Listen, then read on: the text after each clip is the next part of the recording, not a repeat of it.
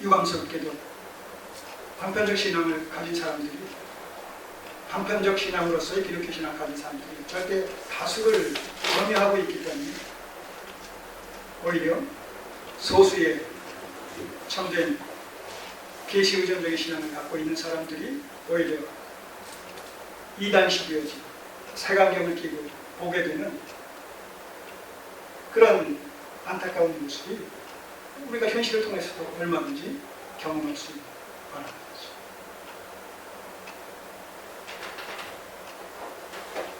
이게 비단 현재뿐만 아니라 과거서부터 주님 때부터 그런 양상이 빚어지고 있었다는 것입니다. 물은 너희를 죽이는 자가 생각하기를 이것이 하나님을 섬기는 예라. 자기 열심을 하나님의 열심으로 오해를 하는 것이죠. 자, 로마서 10장 2, 3절 우리가 아는 대로 너희가 하나님께 열심히 있으나 지식을 쫓은 것이 아니라, 그렇게 될 때 어떻게 돼요? 하나님의 의를 모르고. 그때 하나님의 의는 뭐예요? 바로 예수 그리스도를 믿음으로 말미암아 값없이 우리에게 주어지는 의, 이것이 하나님의 의예요.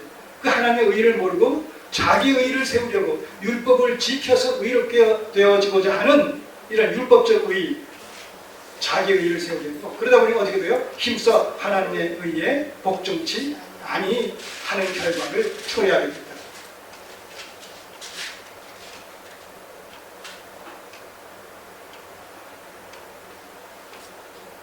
우리의 신앙이 말씀에 근거한 하나님의 열심인가, 자기 소견에 좋을 때에 전통에 근거한 자기 열심인가, 이건 분별하면서 섬겨야 되는 거예요. 절대 다수가, 그 시대에 절대 다수가 소유하고 절대 다수가 지금 가고 있는 그 길을 옳은 길인 줄 알고 우리가 가게 되다 보면 어떤 길은 사람 보기에 빠르나 필경은 어떻게 된다?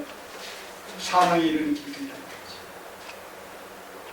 그런 길은 넓고 평탄해서 찾는 이가 많다는 거예요. 진리의 길은 좁고 협착해서 찾는 이가 적다.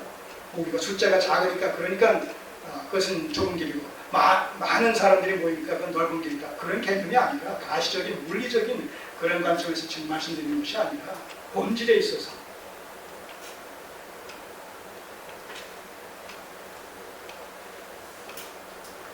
그럼 왜 이들이 이렇게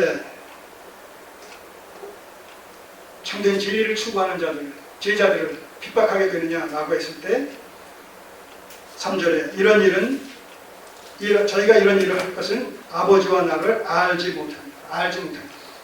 하나님과 성부 하나님과 성자 예수님이 어떤 분인지를 바르고 온전하게 알지 못합니다. 유대인들이 하나님 알았어요? 몰랐어요? 알았어요. 표면적으로 알았어요.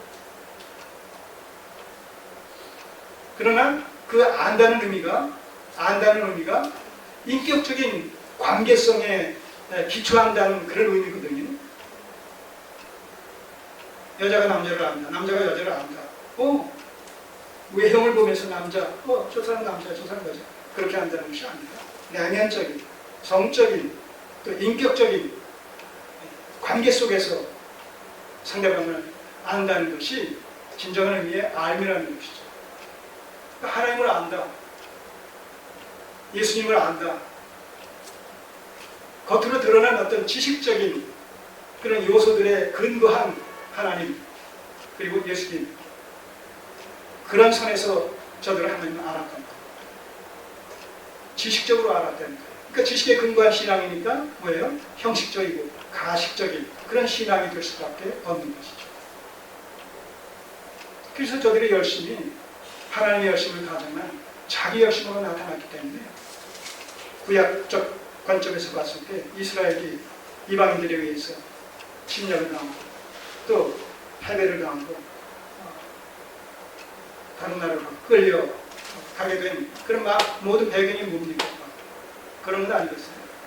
하나님을 바르게 알지 못했기 때문에 자기 소견에 좋을 대로 하나님을 섬겼기 때문에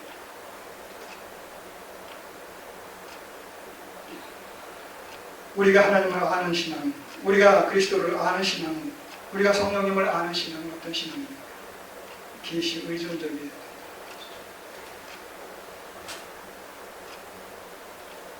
로마서 12장 2절에도 있듯이 이 세대를 본받지 말고 마음을 새롭게 함으로 변화를 받아 아버지 하나님 이상하시고 기뻐하시고 온전하신 뜻이 무엇인지를 바르게 깨닫는 데서 비롯되어진 계시 의존적인 신앙. 그저 몇 가지만 붙들고 믿습니다 하면서 맹목적으로 섬기는 신앙이 아니라 매사에 계시 의존적이에요. 성경에 근거해야 된다는 거예요. 그래서 궁극적으로 성경이 내게 이루어지고 내가 그 성경 성령의 도우심을 받아 이루는 이런 그 수수관계, 주고받는 연합의 관계가 이루어진 신앙, 이어야 되겠다는 것이죠. 아마 가면 갈수록 주의 오심이 임박해지면 질수록 이 형식적이고 가식적인 이런 신앙이 더 만연되고 팽배될 거예요.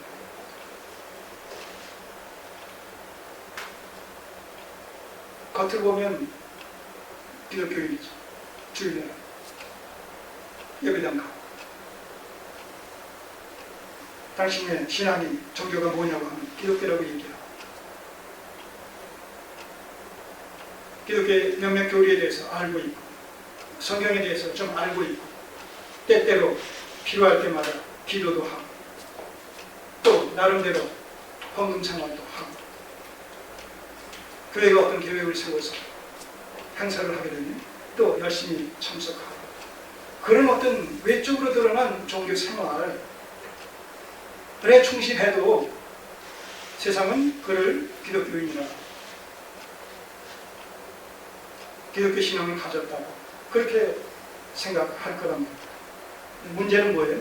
주님께서 어떤 시각으로 보시느냐, 주님께서 나를 어떻게 평가하실 것인가. 주께서 우리를 평가하실 때에는 우리가 순종하느냐 불순종하느냐 그 문제 이전에 보다 본질적인 어떤 문제를 보실까요? 너에게 그리스도가 있느냐 없느냐 이거 보신다는 거예요. 우리에게 그리스도가 있느냐, 내가 그리스도와 연결되어 있느냐, 인격적으로 접붙임바 되어 있느냐, 이게 관건이란 말이에요. 그리스도와 연합된 신앙,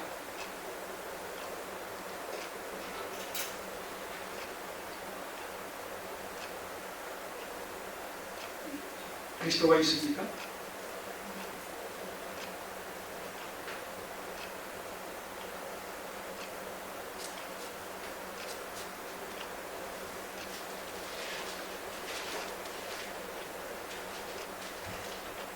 자, 왜 주님께서 이런 핍박에 대해서 말씀하시느냐.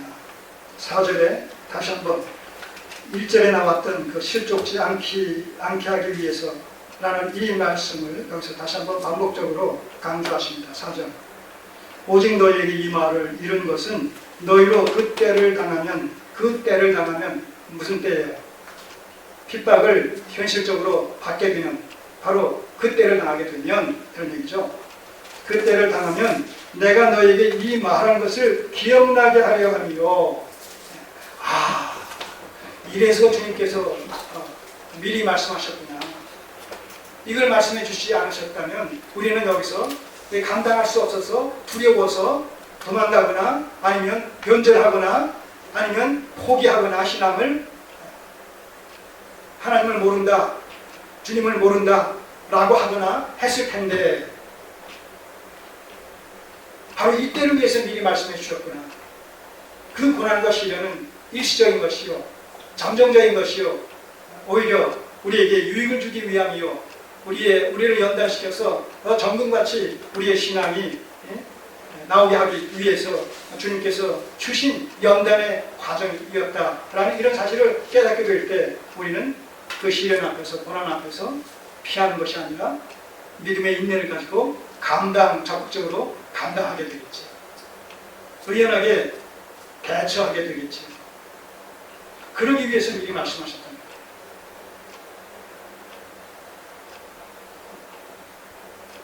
너희로 그때를 당하면 내가 너희에게 이 말한 것을 기억나게 하려 함이요. 그런데 처음부터 이 말을 하지 않아야 한 것은 내가 너희와 함께 있었음이니라. 공생의 사역, 주님의 공생의 사역 초기 때 이 말씀을 하지 않고 너희가 핍박을 받게 될 것이다 말씀하지 않고 왜 나중에 공생의 사역 말미에 이렇게 말씀하시느냐라고 했을 때 공생의 사역 기간 동안의 핍박은 주님께서 다 당하셨다는 주님께 또 주님께 집중했단 말입니다. 제자들에게까지는 가지 않았어요. 그러니까 그때는 말할 필요가 없는 것이었죠. 주께서 감당하시는 것으로 일단 약도했단 말입니다. 그러나 이제 주님께서 제자들을 놓고 이제 떠나셔야 되는 이런 과정 속에서 주님께서 받으셨던 핍박을 저들이 이제 받게 되어질 것이 이제 너무나 확실한 이 시점에서 저들에 대한 핍박에 대해서 미리 예고해 주시지 않으면 아니들 이런 상황에 이르렀다는 거예요.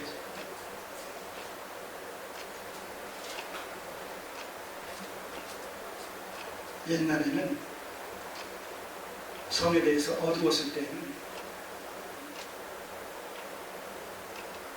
딸내미가 시집을 가게 되는 그 즈음에 그 어머니가 친정엄마가 그 딸에게 이런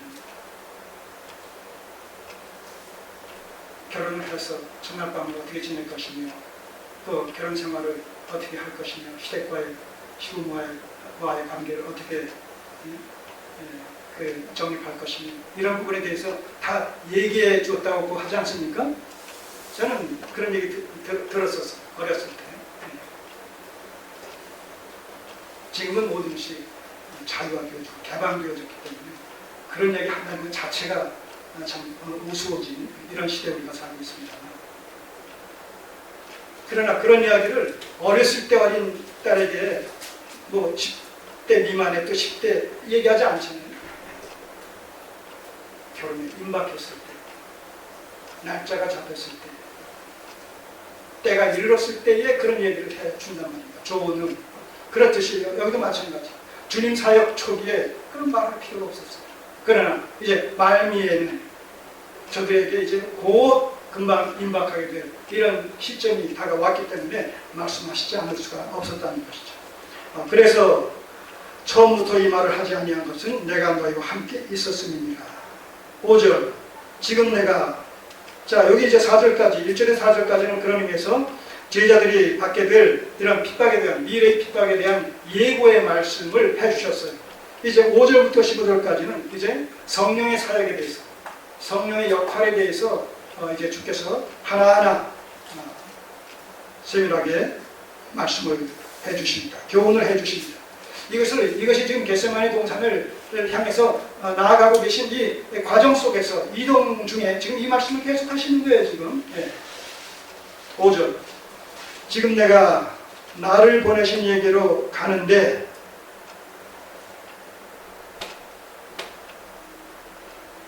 참 이 말 속에 깊은 의미가 담겨 있어요. 지금 내가 나를 보내신 얘기로 가는데 지금 사실 어디를 향해서 가요? 겟세마네 동산. 그것이 의미하는 바는 뭐예요? 거기서 잡혀가는 거 이제. 그리고 단시간 내에 불의한 재판을 받게 되고 그리고 금요일날 새벽 1시에 잡혀가서 9시에 십자가에 달려 죽으신단 말입니다. 자, 그런데 근데 죽으시면 그 다음 뭐예요? 장사 지낸바 되어지고 그 다음 사흘 만에 부활하시고 그 다음에 40일 동안 계셨다가 승천하셔서 아버지께로 가시죠. 지금 그 얘기를 여기서 다 이 말 속에 그 모든 과정이 지금 몇 단계의 과정이 여기 다 포함되어 있는 거예요. 지금 내가